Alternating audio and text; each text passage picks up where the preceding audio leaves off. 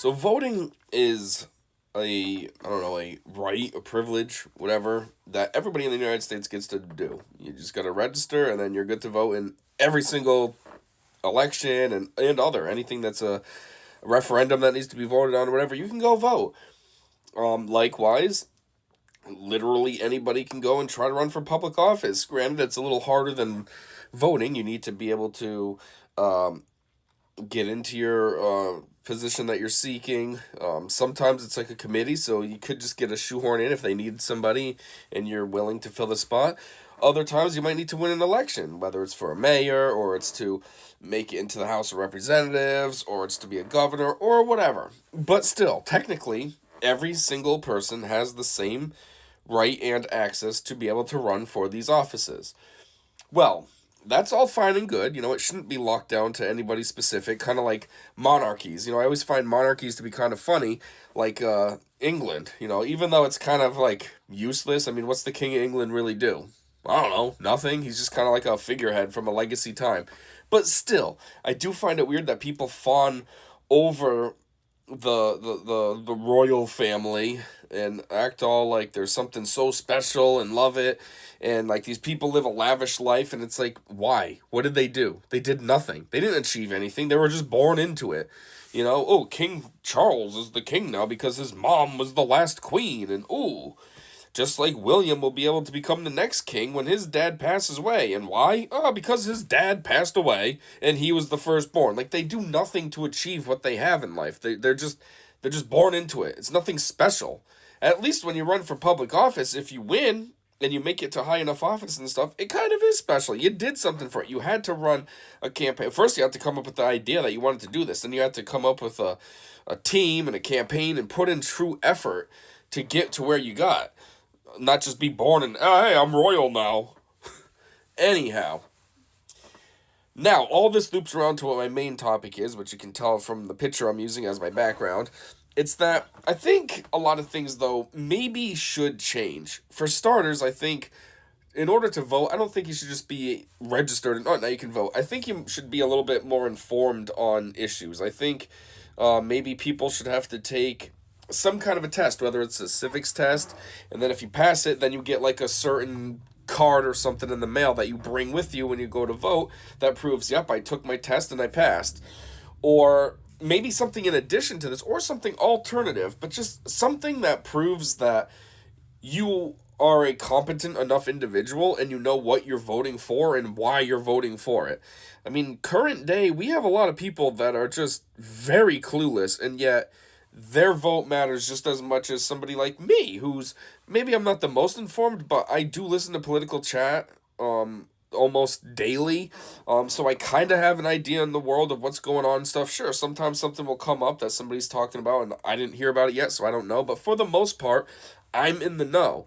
So you got people like me versus some idiot who knows absolutely nothing, and it's just like stuff that they hear through the grapevine, whether it's they're at school or at work and people are talking about it, and that's all they know. But they're not really informed. And like their vote matters just as much as mine. And that doesn't seem right. That doesn't seem fair.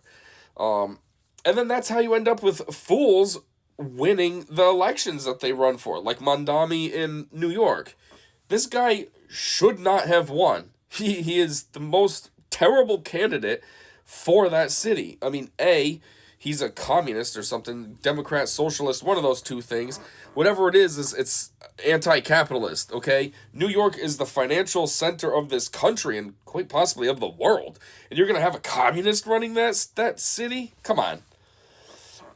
And also, or socialist, whatever. And also, like, his ideas, oh, we're going to have free buses, we're going to have free this. Yeah, it might sound great on paper, but how do you think that's going to get funded? It's not literally going to be free. It's not free to maintain those buses. It's not free to put gas in those buses. It's not free to pay the driver. So the money has to come from something, which means your taxes are going to have to increase. But these people in New York were clearly just stupid, and all they heard was free and couldn't get past that. Free? Oh, I'm voting for him.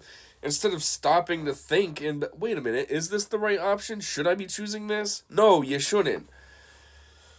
And I'm sure if a lot of those people took some kind of test, whether it was a civics test or something else, they would have failed, which means they wouldn't have been able to vote, which means Mondami wouldn't be in office right now to ruin New York. Likewise with Newsom. Newsom's an idiot. And I bet you when the time comes around for re-election, if he can be re-elected, I know states vary on how many terms that governors can have, but if he's able to run for a third term or whatever he's up to now, I'm sure he'll be able to win again. And it's like, why? Like, are people this dumb? So again, if they took this test, maybe it would prove, hey, you don't know what the hell you're talking about, and then they wouldn't be able to vote, and then you wouldn't have a terrible person in office ruining your state. You would actually have smart people who are informed, and they would choose the best candidate based on the issues and their ideas and policies and topics, and then you'd have a fantastic state. California should be fantastic. It's on the Pacific coast, it's always warm and sunny. It's supposed to be a great place, but in modern times, it's not. It's terrible. It's a place that when I was a kid, I always wanted to go visit. I wanted to see palm trees. I wanted to feel that weather, smell the Pacific Ocean air and all that. Now it's like, oh, I no thank you. Furthest I'll go is Nevada. I don't need to go to California. Maybe stand on the Nevada California border and just kind of look. Hey, look, I can see California. That's good enough for me. I don't need to be there. Maybe there'll be a palm tree on the edge and I'll be able to see it that way. So, you know, that's one thing I think. The other thing I think is there should be some kind of additional testing that's a little bit more stringent and tough for people who are trying to get office. And I'm not just trying to hate on like presidents. I'm not talking about Trump specifically. I'm not talking about Biden. I'm just talking in general. If you're going to run for an office, I feel like you should be informed on a lot of things. You should be informed on whatever district or whatever that you're trying to represent.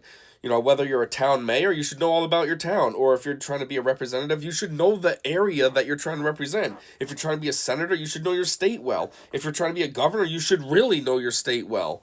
And if you're going to be a president, you should know the country well. And not only the country, but at the presidential level, you should know a lot about the world. So I feel like as your position gets more significant, the test should get harder to prove that you're competent enough and know enough to actually hold the position you're seeking. Obviously, a mayor, not that hard of a test. Maybe just a basic civics test for mayor, because, you know, unless it's of New York or something. But, like, I live in a small town. I don't think the mayor of my town needs to take anything too serious. But, you know, if you're trying to be a governor or something, that's a high-ranking position. You should have a little intelligence about your state and maybe about the country as a whole. You know, because you technically are like a step down from of a president, you know? So maybe at least have some education like that. So, yeah, I just think, like, it shouldn't just be open to anybody. Any, you know, doofus could run for a position, and as long as his campaign's successful enough, he can just win. And now you got this clueless person making laws and stuff. I mean, I think a perfect example, or two perfect examples, are AOC and Jasmine Crockett. They are both extremely unintelligent. Okay, they clearly do not understand the Constitution. They do not understand probably local laws from the districts that they're supposed to represent. They don't understand a lot. All they're good at is complaining about things and making a grandiose spectacle, so that when people see them crying about something, it's, oh wow, and it feels like you got to listen to them. Oh, you got to take that person a little more serious. And it's like, but when you stop and listen to what they're saying, they're dumb. Jasmine Crockett is extremely dumb.